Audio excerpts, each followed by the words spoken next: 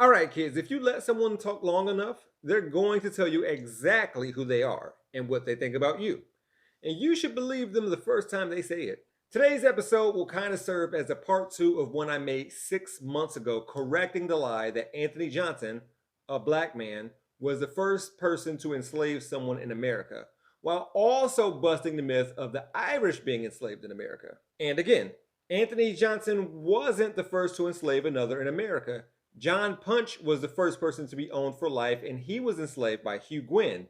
And the Irish weren't enslaved in America, they were indentured servants in Barbados. Now, this truth didn't stop people in the comment section of that video from saying that all peoples have been enslaved at one point or another, telling me who they are, and saying I somehow have a victim mentality, telling me what they think about me.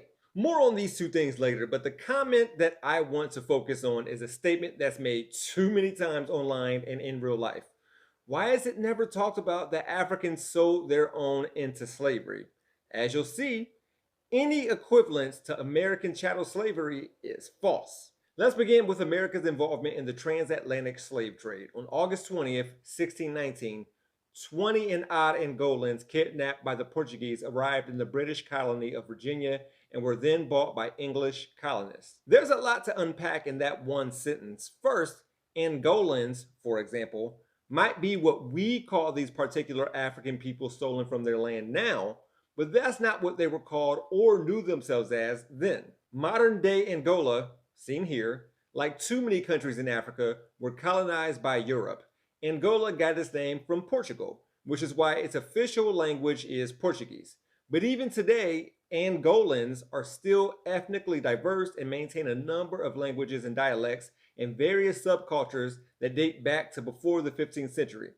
Keep that in mind. So it was Portuguese colonial forces who sent captured members of native Angolan kingdoms on a forced march to a seaport to be forcefully sent to Brazil or the Caribbean or America moving forward.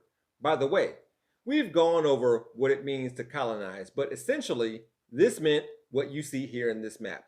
European countries not settling, but robbing Africans, which is also something they didn't call themselves, of their labor, resources, culture, language, religion, identity, humanity, and their lives. So, some 4 or 5 centuries ago, this is what colonizers found in Africa: tribes who had very little similarities with one another except for living on the same continent and having darker skin.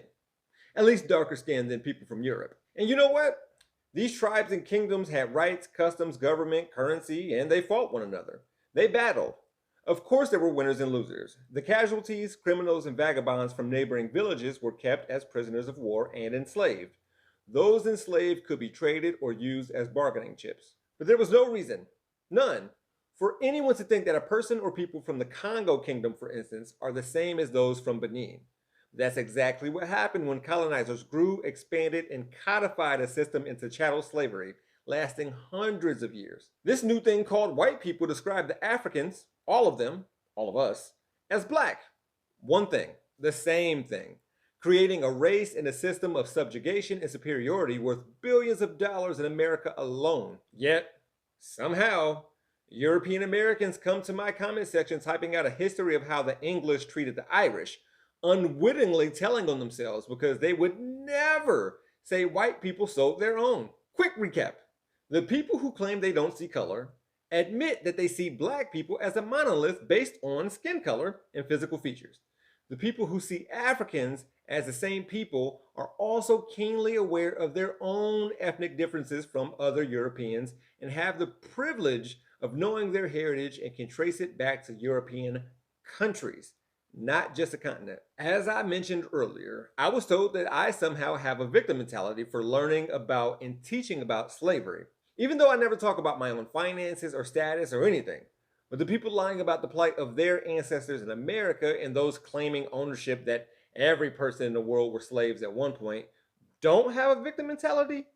Make that make sense. Most of the people who say that nonsense can't name the nation or state that held their ancestors in bondage, and they for sure don't live in that same country now, wherever it is. I get the feeling that if I were to talk to y'all about the quick service industry in America and how much money is in fast food, adding how fatty, sugary, salty food sold inexpensively has simultaneously had a negative impact on employee wages, climate change, and obesity in America, I mean, the world really, while referencing a documentary like Supersize Me to discuss McDonald's specifically because Ray Kroc took an idea and enhanced it, people wouldn't say, well, why don't you talk about how McDonald's brothers started all of this? I'm gonna let this go, but before I do so, I wanna say this. Yes, Africans sold other Africans into slavery, and they enslaved other Africans. But it wasn't because they were black, and it didn't mean that their kids were enslaved too. Nor were they denied rights, respect, and resources. There were no laws enacted to differentiate who can be enslaved and how to keep them that way. The entire world didn't benefit from it. So this false equivalence has to go. If European Americans want somebody to stop talking about slavery, they should take it up with the Confederacy and Civil War reenactments. Black people still live in the place that enslaved our ancestors. We see remnants from our past all the time. And yes, we unite under that history while calling ourselves collectively by the terminology given to us. Black. You let me talk long enough now. We're going to be all right.